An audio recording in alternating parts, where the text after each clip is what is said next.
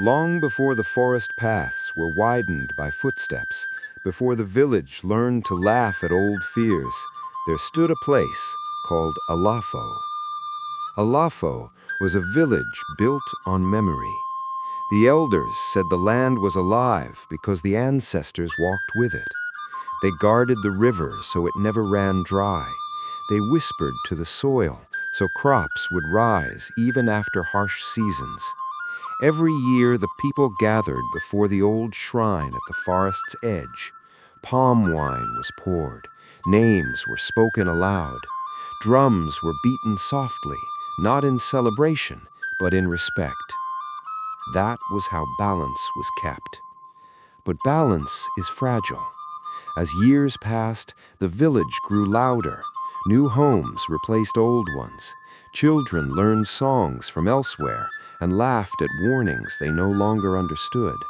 The shrine cracked and gathered moss. Offerings became rare. Names once spoken with reverence were shortened, then forgotten. Only one rule remained untouched. The drum must never be played. It rested deep in the forest, wrapped in silence and animal skin, seated on a stone altar older than any living person. The elders said it was not a drum of music, but of passage. Its sound did not travel through air alone, it crossed boundaries. When struck, it did not call people. It called what should remain unseen. Most obeyed. Kola did not. He was young, strong, and tired of hunger. The rains had failed that year. Crops dried before maturity. Children slept with empty stomachs. The elders prayed, but the sky did not answer. Whispers spread among the youth. They said the drum was powerful. They said it once brought help when the village faced ruin. They said fear was the only thing keeping Alafo weak. Kola listened. At dusk, he walked alone into the forest.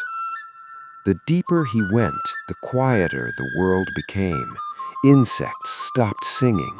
Birds fell silent. Even the wind slowed as though watching him.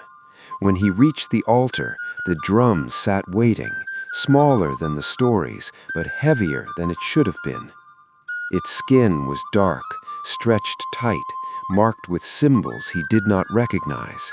When Kola touched it, the forest exhaled.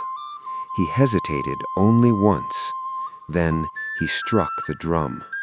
The sound was low and deep, sinking into the ground instead of echoing through the trees. The earth trembled beneath his feet. Somewhere far away, dogs began to howl. Birds burst from their nests in panic. Kola struck it again. The air grew cold. Fear finally reached him, and he ran, leaving the drum vibrating softly behind him. That night, the first death came. A hunter was found at the village boundary before dawn. His body lay still, eyes wide open, fixed on something no one else could see. No wound, no sign of struggle. Only footprints surrounded him, too many, too deep, pressed into the soil as though the earth itself had softened to receive them. The elders knew. They gathered the village before sunrise. Their voices shook as they spoke the old names again, names that had not been called in years. No one asked who had touched the drum. The answer had already begun to walk. As night returned, the wind changed.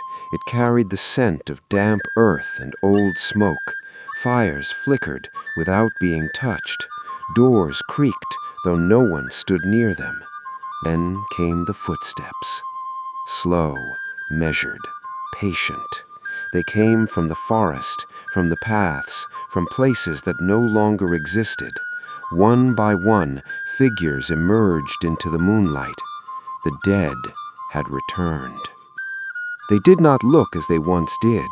Their bodies were thin, dim, like memories given shape. Their eyes were hollow but knowing. Some wore burial cloths, Others wore the clothes they had died in. A woman collapsed when she saw her mother standing near the well.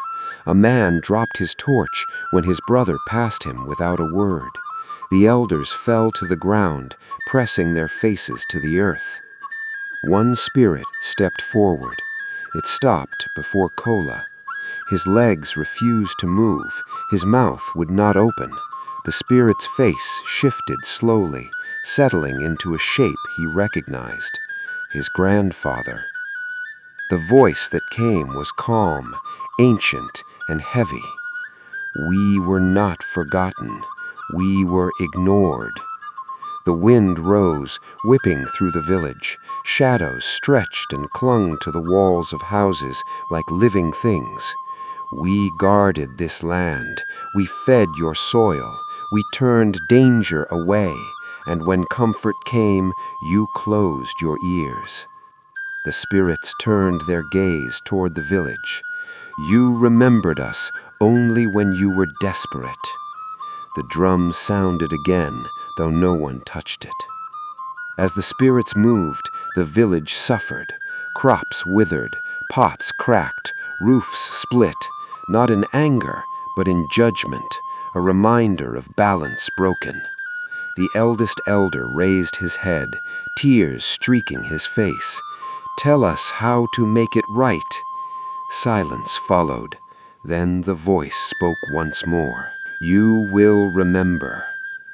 The spirits began to fade, dissolving into mist that sank into the earth, into the trees, into the bones of the village itself.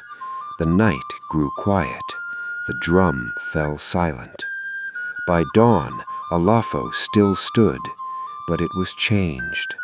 Kola's hair turned white before the next moon. He spoke little and slept less, forever listening for footsteps that never fully left his dreams. The shrine was rebuilt, offerings returned, names were spoken again at night. Children were taught not just the rules, but the reasons behind them. The drum was never hidden again. It remained untouched, a reminder that some things are not dangerous because they are evil, but because they are sacred. And when the wind moves strangely through the trees, the elders say it is not a threat, it is a warning. Some stories entertain, others are remembered. This one was never meant to be forgotten.